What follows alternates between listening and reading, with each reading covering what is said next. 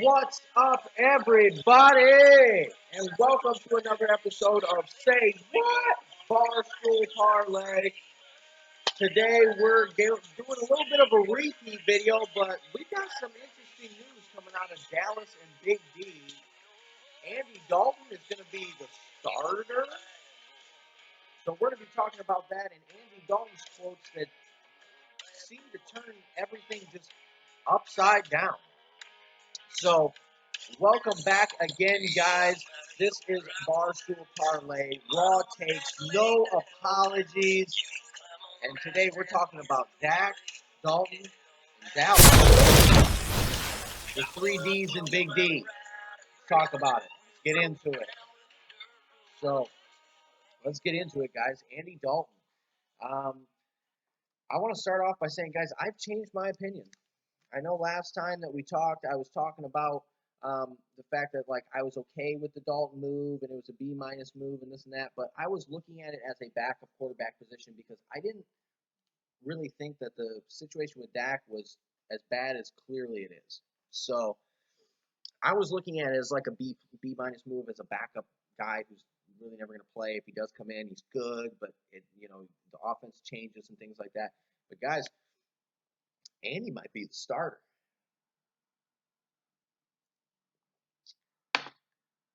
And I've changed my tune. I've made new decisions, guys. Andy Dalton, I'm okay with. I'm okay with Andy Dalton. So, let's get into it, guys. What did Andy Dalton say, and why has everything suddenly been turned upside down? Well, Andy Dalton did his first little press meeting the other day, talking about the Cowboys situation and how he felt being in Dallas and why he chose to go to Dallas. And his things that he said were very insightful. So to start, I'm gonna go with this, guys. A normal player, especially a quarterback, when they get signed to a backup position, especially if they're a notable backup, they're a veteran, they've done things. When they're a backup and they know they're not going to play, and somebody asks them, well, what's your take on the situation? Fair enough. Well, the take on the situation is usually goes something like this.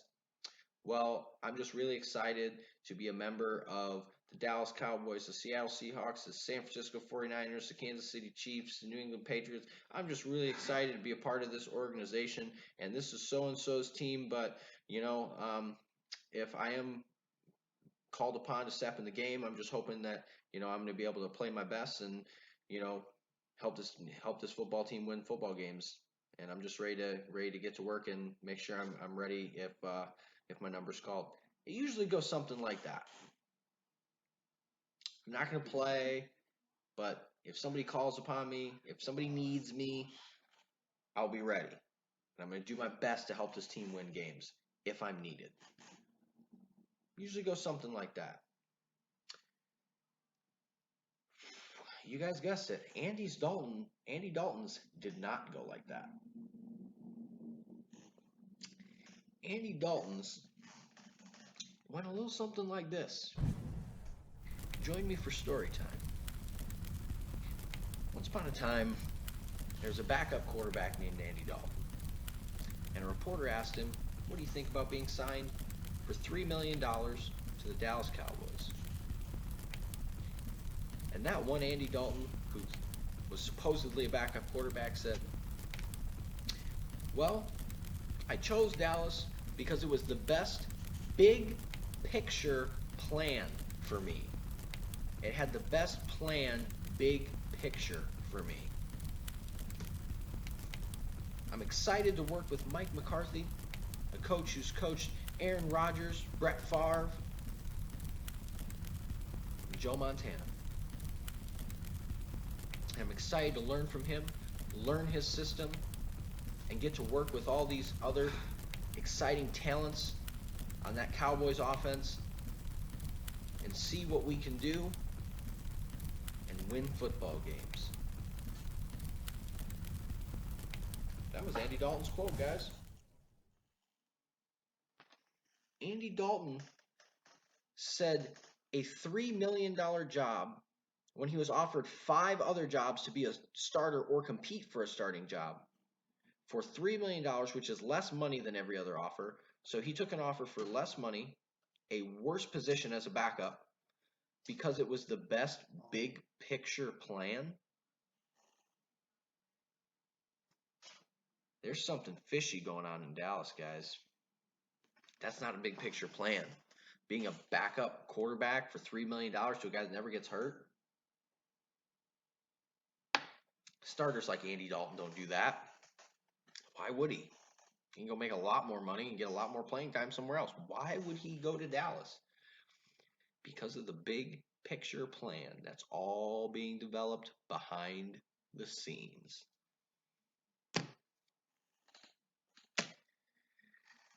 He's excited to work with Mike McCarthy, learn that offense, utilize the weapons that Dallas has.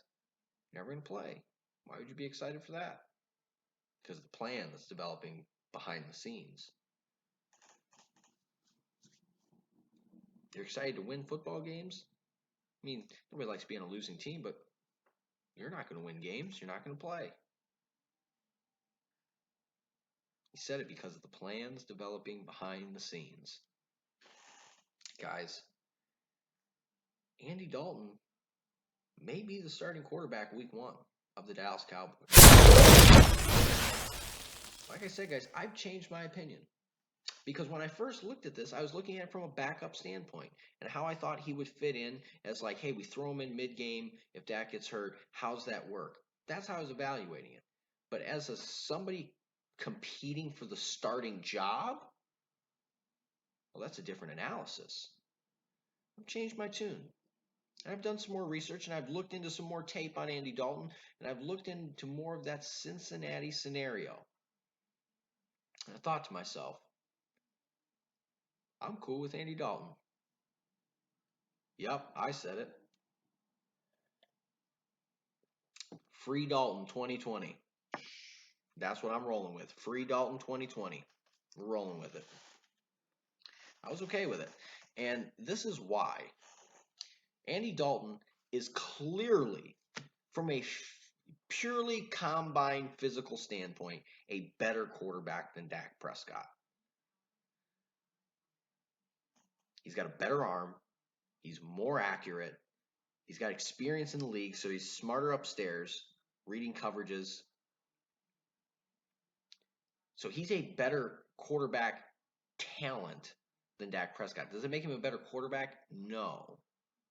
But he's a better quarterback talent.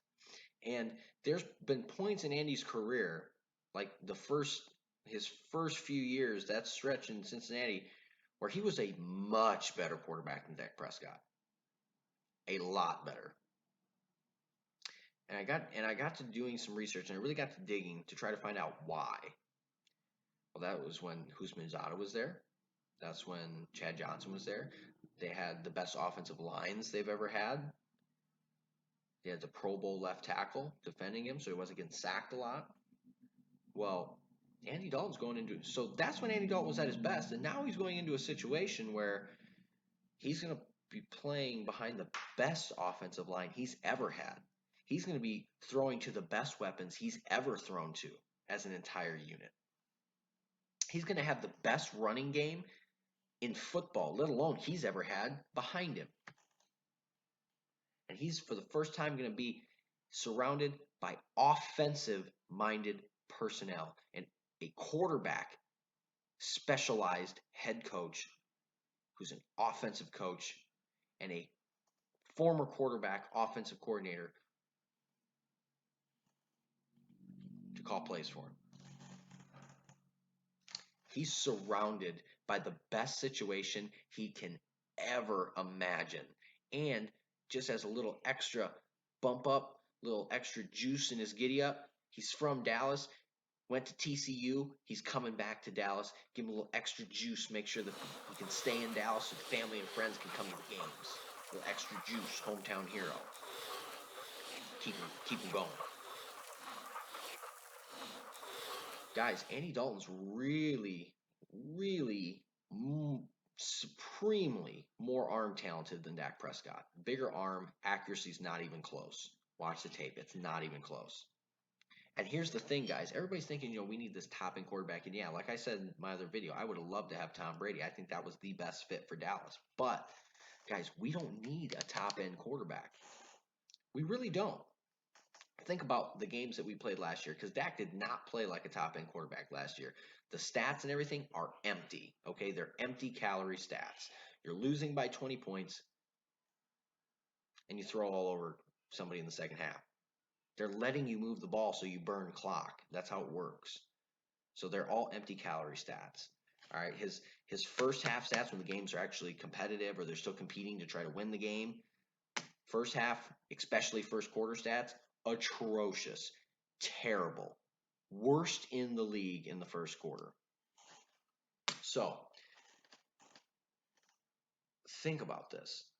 You got Andy Dalton coming in, who's a better arm talented quarterback for less money. You can put even more pieces than you already have. You already have a Super Bowl caliber roster. You can put even more pieces around him because he's only making $7 million if he starts, and that's if he hits his incentives. And he won't, because his incentives are like has to be Super Bowl MVP, and like they're insane. So even if he starts, he won't hit his incentives, and he's making $3 million versus paying 37, 38, 39, or 40 million for a quarterback who's not even as good of a talent.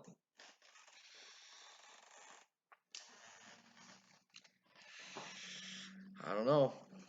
When we think about it, guys, we don't need a special guy. Like I said, we could have had Tom Brady. We don't need that guy.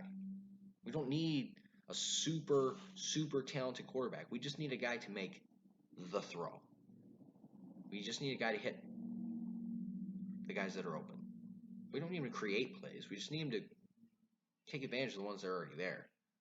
Think about it, guys. All you Cowboys fans, you remember the Eagles game? Tavon Austin gets wide open up the sideline, would have ran for a touchdown, easy. Dak Prescott overthrows him by like 15 yards. We don't need a superstar. We just need somebody really accurate to make that throw. Wins that football game. Earlier, or later in that football game, Michael Gallup runs up the sideline, wide open. Prescott misses him. We don't need somebody super good. We just need somebody to make that throw. Wins that football game. New England game, Cooper goes over the middle, 4th down, late in the game. Stretches out.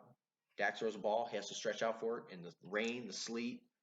Really hard to make a diving catch in conditions like that, especially once you hit the ground, to hold that slippery ball still so it looks complete. We don't need a superstar. We just need an accurate quarterback to hit him in the numbers on that throw. You guys remember the Saints game? No touchdowns the entire game in New Orleans. Randall Cobb breaks open early in the first quarter. Back of the end zone. Little like pivot route, comes back. Dak starts rolling out away from pressure. Nobody there. Like 15-yard throw. Throws it into the stands. We don't need a superstar. We just need somebody to make that throw. Andy Dalton's really accurate, guys. Has a bigger arm than Dak. Really accurate. That's like his trademark. It's one thing he's really good at, is he's really accurate. We just need him to make those throws, the wide open throws, just hit the playmakers. Cooper, Gallup, Lamb, Zeke, Jarwin. Just hit the playmakers when they're open. You don't have to do anything special. They're going to get open. Just be accurate. That's it. We just need somebody who's accurate. Because wide receivers, Zeke out of the backfield, Jarwin, they take care of themselves. They'll get open. They just need somebody who can put the ball in between their numbers. You guys can argue with me all you want, but go back and watch the tape. Dak has consistently struggled to do that his entire career. Put the ball between the numbers. Remember Michael Gallup? He would have had like 25 touchdowns as a rookie. but Dak missed every single deep ball the entire year to Michael Gallup. And everybody, he got better. Yeah, he did get a little bit better with his accuracy this year and still missed a lot of throws and a lot of deep balls. Guys, we don't need superstars. We just need somebody who can hit the guys when they're wide open. All right. So I've changed my tune with Andy Dalton. Andy Dalton has taken this job because Jerry's made it evidently clear he's turned down other starting jobs to make less money because Jerry Jones has made evidently clear. Obviously, this is a better situation for you than Jacksonville. Than, yeah, Bill Belichick sucks, blew the draft, the Patriots' shitty offense. Obviously, this is a better situation for you. Take less money. We're going to give you a chance to compete for the job. You play well. You earn the job. You play well. Obviously, we're going to give you a bigger contract. We're going to up your salary. Dalton says, okay. Worst case scenario, I put pressure on Dak. He signs. I sit on ice for a year, and I can go back into free agency as a starting quarterback. And I'll get into free agency on time and get a lot of offers. So for him, it's a win-win. He either sits on ice and can go back in next year as a starting quarterback in free agency, starting potential quarterback, or he takes the job from Dak and he's the quarterback of the Dallas Cowboys. It's a win-win. But guys, there's a lot going on behind the scenes. Remember what I said in the Dalton video when they signed him? Dallas has all the leverage. Andy Dalton is a starting quarterback. Andy Dalton is good. And if Dak doesn't show up for training camp, book it. Andy Dalton will be the starting quarterback week 1. And Dak Prescott will be traded or released. Book it. Book it.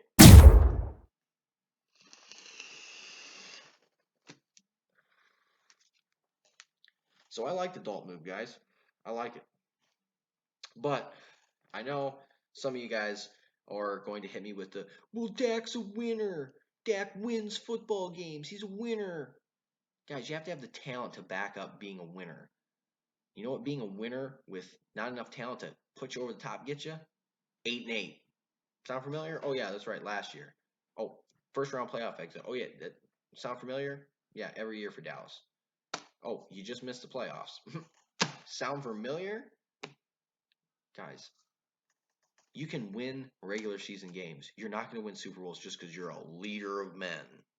You got to have the talent to back it up, too. You got to also be able to play your position, not just tell other people to play really good. Meanwhile, the whole team hinges on your talent as the quarterback. And I want to lay something out for you guys, which is why I don't like he's a winner stat. He's a winner. Yeah, but he's not talented. I want a talented winner, not an untalented winner. But he's a winner. He's a winner. He wins games. Oh yeah. Well, so does Mitchell Trubisky. He's 19-10. First 2 years, 19-10. It's pretty damn good. Anybody want Mitchell Trubisky? Any takers? Nobody for Mitch? No? Okay, let's move on. So's Mark Sanchez, Mr. Butt Fumble. Got a big market out there for the winner, Mark Sanchez. Oh, come on, why not? He's 19-12. He's 19-12 and went to the AFC Championship game as a rookie. One of only 3 rookies to ever win 2 playoff games. He's a winner. What do you want? Why don't you want Mark? He's a winner. How about Tim Tebow? Broncos team left for dead, wasn't going to make the playoffs, goes on an 8-game win spree with Tim Tebow and then beats the favored Steelers to move on in the playoffs, wins a playoff game. Ricky Tim Tebow? Anybody want Tim? No? Nobody wants Tim? Come on, he's a winner. He's Mr. Intangible. He's Dak on steroids. I thought you wanted a winner. All these national championship titles, won a playoff game as a rookie, brought him back from the dead, willed his team to victory. Really? He's a winner. Come on. How about Alex Smith? Anybody want Alex Smith? Just real mediocre, average guy. Come on, guys. He's a winner. He's a winner. Had multiple playoff runs in Kansas City. Took Kansas City to the playoffs the year that Patrick Mahomes took over for him. He's a winner. And the problem with all these guys, there's either somebody there to take their job who is better than them, hence Dak Prescott, Andy Dalton, or what we've seen with Dak. They were really good. Remember that 13-1 as a rookie? 13-1? Yeah, Mark Sanchez, AFC Championship game as a rookie. And then they slowly fade away. Mitchell Trubisky, Bears won best team in the NFC. Blew a field goal this year. Slowly fades away. And that's what we're seeing with Dak, guys. He went from really good, and like all the rest of these guys, when teams get more tape, and they understand more about the player, all that production fades away. And they become Tim Tebow, Mark Sanchez, Mitchell Trubisky. Now, I think Dak Prescott's more of an Alex Smith, career journeyman, bounce around, because he's average. He can lead a football team. But Alex Smith is never going to get you over the top. Starts off looking like Peyton Manning, Tom Brady, Drew Brees. He's the next guy. And then he slowly fades into Alex Smith. That's what happens, guys. Dak Prescott's Alex Smith. That's what happens.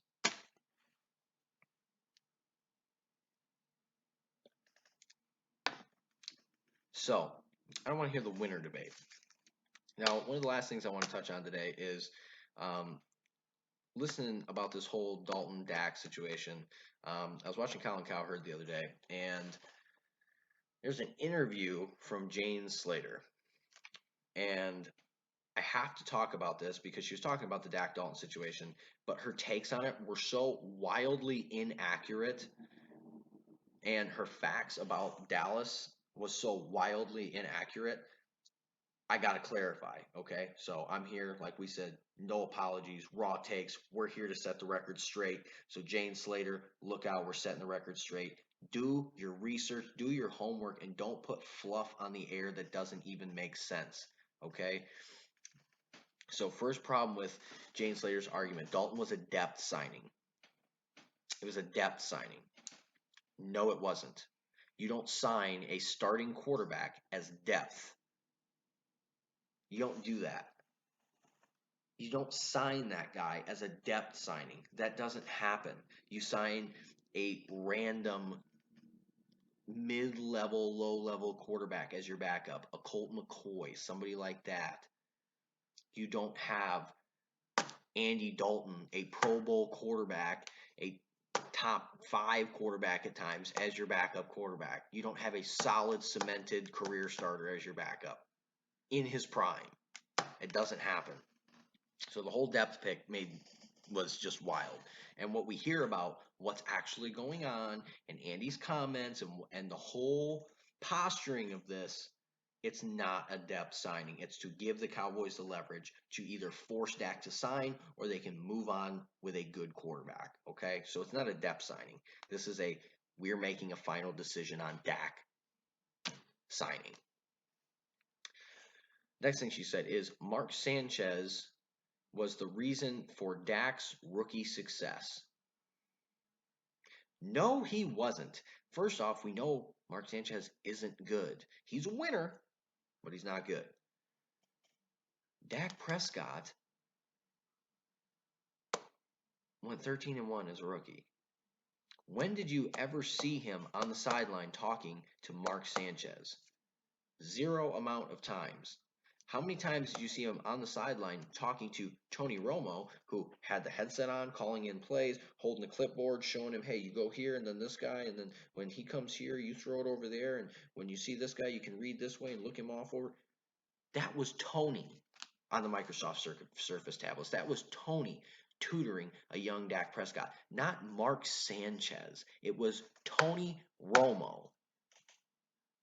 Now, Dak did make a comment, which is, I know where Jane got this from. Dak made a comment a couple years ago saying that, well, one of the biggest things that helped me along as a rookie was the tutoring and the help from Mark Sanchez. So I know where she got it from, but that's a rookie mistake. Mark was nice to him, so he said something nice back. Like, you still have to do your job as a reporter and be accurate. Like, Tony was the reason that he was good. Tony was the one actually helping him. Dak gave Mark a compliment and tried to be a nice guy. Tony was the reason. You have to look past the surface and just little fluff, bullcrap compliments and puff pieces. Like, come on, Jane. You're on TV and you can't even look past an interview where Dak's just being nice to Mark. Come on. Tony was the reason for Dak's success, which is why all of the Cowboy fans wanted Tony on the coaching staff. Now, I know there's a huge poll pushing for him as a head coach. I would have been okay with him as a head coach, but I didn't feel Tony was ready to be a head coach. I don't think he has a head coach personality. He's more, the laid back. He was never the big, intimidating leader, when he was the quarterback. He's not the head coach type to me. But I was exuberant about putting him in as the offensive coordinator. We see him on, Sunday Night Football and listen to him talk and see him break games and defenses down and his analyzation. Tony is really smart upstairs, reading coverages, understanding offenses, and things like that. Tony would be a phenomenal offensive coordinator. Doesn't need a big personality, anything like that. Just, hey, hands off, sit in the background, call my plays, do my thing. That would be perfect for Tony. So Tony, like, I was pushing for the offensive coordinator, which would have been the right fit. I think he would have probably been a disastrous head coach because he's not a guy who's going to control the team and instill fear in guys to make them go play. So, offensive coordinator, though, Tony would be a phenomenal offensive coordinator, which is why we're all pushing for that because of the way he tutored Dak and got him to excel as a rookie. The other part of this was she compared this signing to Alfred Morris behind Zeke. Really? So you're going to compare Andy Dalton, a high-level starting quarterback in his prime, to a washed-up, over-the-hill running back who could not play by the time he got to Dallas. Averaged 3.4 yards a carry, if I remember correctly.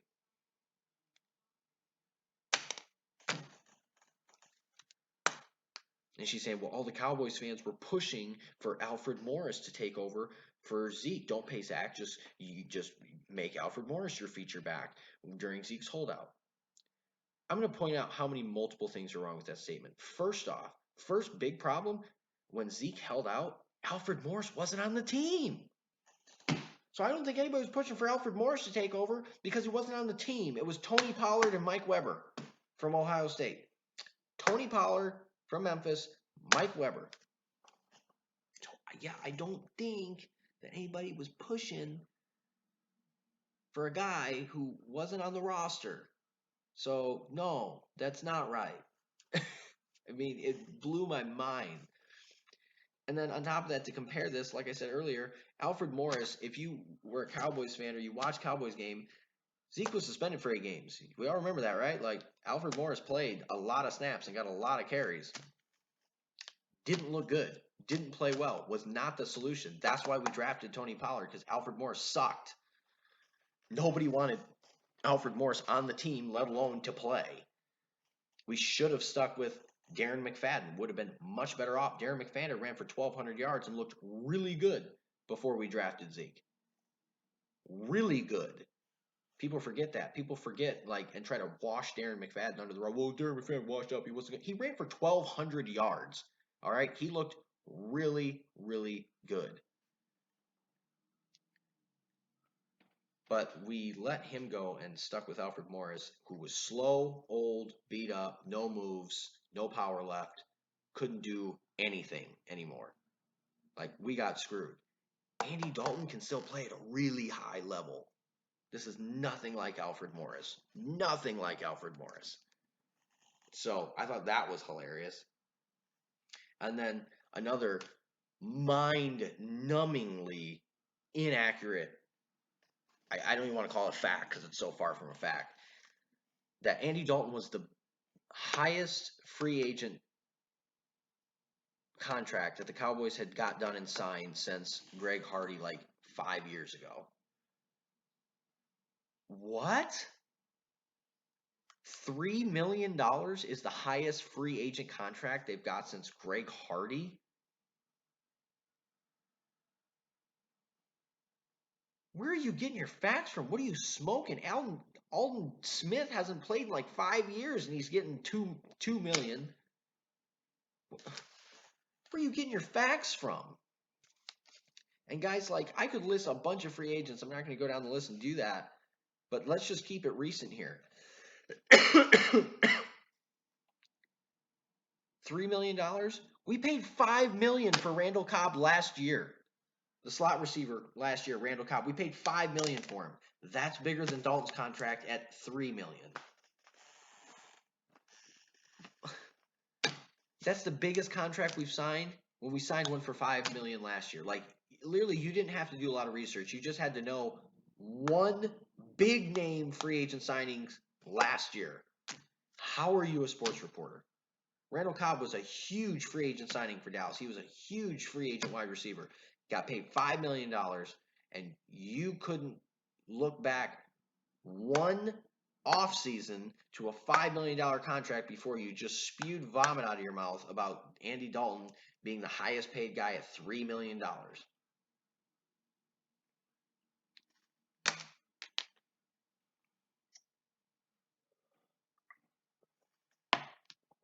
Jane Slater, when it comes to the Cowboys, you're totally full of shit. Raw takes, no apologies.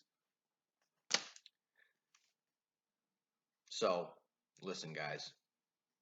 At the end of the day, like I said, I'm cool with Andy Dalton moving forward because the more I think about this and the more I read into what happened in Cincinnati and watch the tape, the more I like Andy Dalton and the more comfortable I am with this.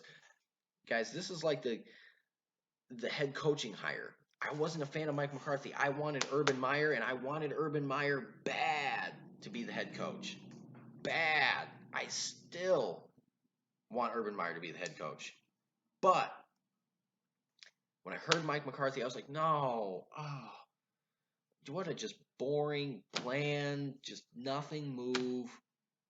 But guys, the more I listen to Mike and the more I read into, I knew a lot of the problems with Aaron and him drafting Alex Smith versus Aaron and all that. I knew a lot of the background, but the more I looked into his relationship with Aaron, Aaron's relationship with players, and how everything transpired, and then listen to Mike, listen to his new takes and his new ideas on offense and everything, and then seeing what he's done in the draft and other things, I grew to really like Mike McCarthy as the head coach. I grew to get really excited about Mike McCarthy being the head coach. And I went from being like, oh man, to I'm pretty happy we got Mike McCarthy. I'm pretty excited about it. Guys, and that's where I'm at with Dalton. I went from being, just kind of, yeah, I'm happy with that. Yeah, we got a viable backup for once. Awesome.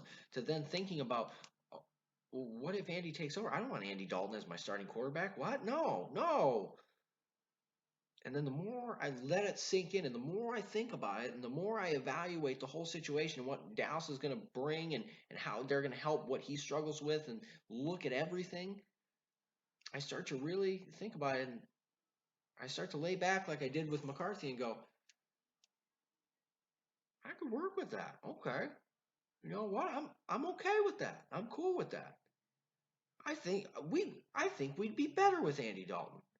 That's right, guys. Like I said earlier, raw takes, no apologies. Dallas Cowboys would be better next year with Andy Dalton as the starting quarterback because he's better than Dak Prescott.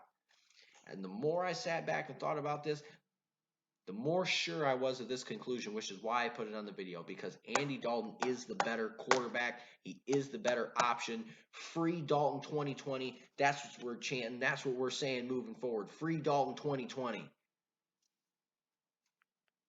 So, as always, guys, make sure to like and subscribe. And as always, share content so we can help grow the channel. Share the content, guys, so we can grow the channel, get the truth out there to more people. Raw takes, no apologies. You ain't getting one today. Like and subscribe, guys. Thanks for tuning in. Appreciate it. Free Dalton 2020. That's all I got, guys.